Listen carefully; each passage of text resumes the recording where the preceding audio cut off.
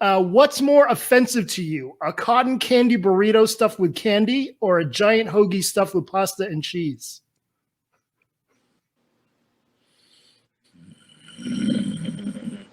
The hoagie. Okay. Candy is supposed to be ridiculous. Okay. A hoagie is a serious thing. A good sandwich is serious. A cotton candy, who gives a fuck? Okay. You know, they're supposed to be funny and absurd. Okay. Okay. If you could resurrect one restaurant from Sin City's past, which would it be? Good question. The Palace Court at Caesar's Palace. The Palace Court. At Caesar's Palace. It was a jewel box of a restaurant, about 50 seats, right off the pool area. That was, for a while in the 90s, it was the best restaurant in town. The chef was Laurent Torrendel, and it was a wonderful restaurant. Yes, very formal, very good. I'm going to look that up. Yeah. What's the second best country for wine? Second best, of course, France is number one. Right. I assumed you were going to say France. So. Yeah. Italy by miles. Spain is third, and I would put Argentina fourth, or maybe Australia. I would put America sixth or seventh. Yeah. Okay. Any particular place in America? I mean, is it still Napa or is it Washington or? Well, it's funny because in 2 weeks I'll be up in Washington, Walla Walla, Washington, back there for the second time. I love their Cabernets up there. American wine is very good. It's just too full of itself and overpriced. Okay. It's not as good as all the American winemakers think it is. That's the biggest problem with it. Okay. I gotcha. Favorite Las Vegas show of all time? Show? Yeah. You think I go to shows? The restaurant? You don't go to shows ever? I've been to shows. But oh God, shows. Okay. Favorite show?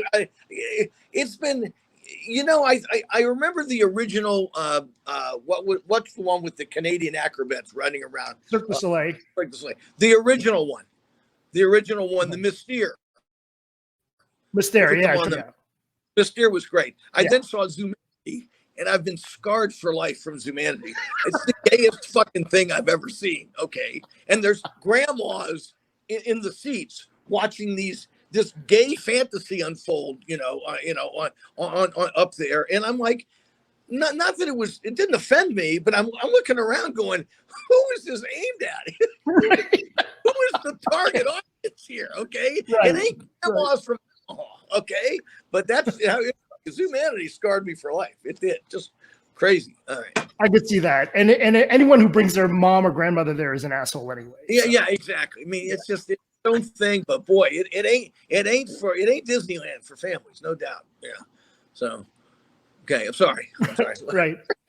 Okay. Fun here. No, that's cool. Off the top of your head, if you could magically bestow infinite success and fortune to only 3 local Las Vegas restaurants, which would they be? This is tough. It may take a while. It would be Japanese, okay? Because I have a real soft spot in my heart for the Japanese cooks here. They toil in obscurity, and they are so good that they never get that. So one would be Kaiseki Yuzu, okay, Kaoru-san and Mayumi-san at Kaiseki Yuzu. Great people. Great people. I mean, great people. Probably Yui Sushi. Yui Sushi would be number 2. Number 3, well, it wouldn't be Italian because everybody eats goddamn Italian food, and I love it, but it's just too much. God, I have to go with those 2. 3 places, God, Philip, this one I didn't prepare for. I'm sorry. I'm going to go with my 2. And you know what? Okay. I'm going to do China Mama. Because China Mama elevated our Chinese food in this town. So I'm going to go with 2 Japanese and 1 Chinese restaurant there to be like the most famous restaurants in Las Vegas. Yeah. Very cool. What was the last beer? Oh, go ahead. Go ahead. What was the last beer you remember drinking? The last beer I remember drinking, I went to Silver Stamp downtown. Rose and Andrew down at the Silver Stamp, and they poured me a German Pilsner that knocked me out. I love the Silver Stamp. I'm not a beer drinker, but if I drink beer, I go to Silver Stamp. Yes. Okay. Okay. Your primary job is of an attorney. How difficult would it have been to do the food critic side as the only gig? That's a great question. It would have been impossible. I made a decision. I made a decision 21 years ago now that I could have done it full time as a job, but it was I realized that I would have to work 3 times as hard for 2/3 less money, and I decided then it would have been impossible. I like the income my being a lawyer provides me, and I like the freedom it provides me. The things that we talked about at the top of the show about, how you can not be, being a lawyer and having an independent means of income gave me the intellectual and financial freedom to be honest about what I write about. Okay. And so doing it the other way, and I do it now because I love it, not because I need it. And that's a big difference for me. Cool. Yeah.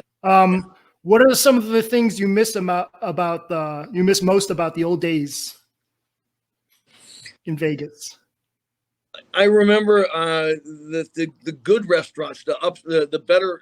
We're very happy to see you, and it wasn't just a numbers game. There was a graciousness to the restaurants it's hard to be gracious when you're a place like Bazaar Meat, and I'm not putting these places down. I mean, Rayo's. I mean, good restaurants with fabulous food, but when you have 350 reservations in the night. You know what I mean? When you are hundreds of people are coming through every day, there's a certain old school savoir faire that gets lost. You know what I mean? Then they try, and you're recognizing restaurants like I am, and it's Mr. Curtas, thank you, and I get intensive care service all the time. But it's a giant numbers game now, and I miss that sense of old school, old world graciousness that you got at places like, the steakhouse at the Sahara or the Monte Carlo room at the Desert Inn. Now it's just about, oh, you're great, fine. I get up because there's 10 more conventioneers ready to take your spot. That's what I miss. That graciousness. Right. Yeah. Yeah. Awesome. So, I mean, that about wraps it up for the podcast. John, anything else you want to talk about?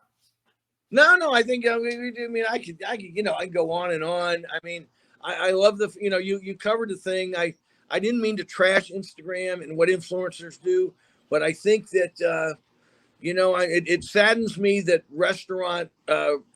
talking about restaurants has devolved into like chewing gum for the eyes. Everything is just visual now.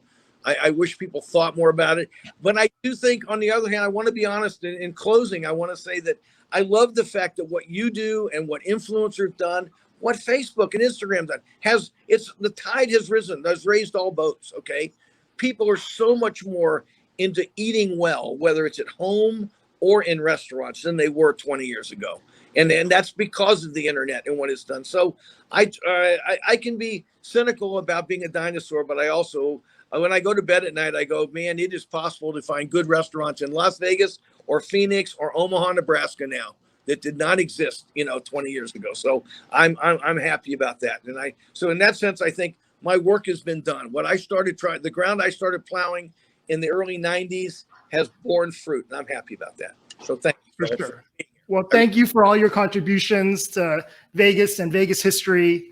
And I love it all. So check John Curtis out at eatinglv.com and also on his IG, Twitter, and TikTok at John Curtis. Get me more than 24 followers, please. All right, let's do it. So, and then also his book, Eating Las Vegas, where he lists the top 50 restaurants in Las Vegas, which is published every once in a while.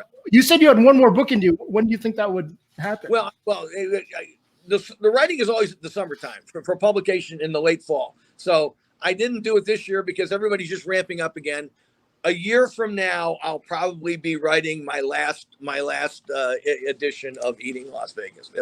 And then it'll be probably 2022. 2023 will be my last edition. That's what I'm going to do. But in the meantime, I'll keep pecking away on my blog and on social media. And I appreciate it. And you and I need to go to dinner or lunch again, Phil, sometime soon. Okay. Absolutely. I would love that. My wife would actually love to meet you. So I think that'd be really cool. We'll do it soon. Very good. Sounds good. Sounds good. Thank you, John. Thanks for being on the podcast. It really means a lot. Appreciate it. Let me know when it airs. I appreciate it. Okay. Bye-bye. Okay. See ya. Yeah.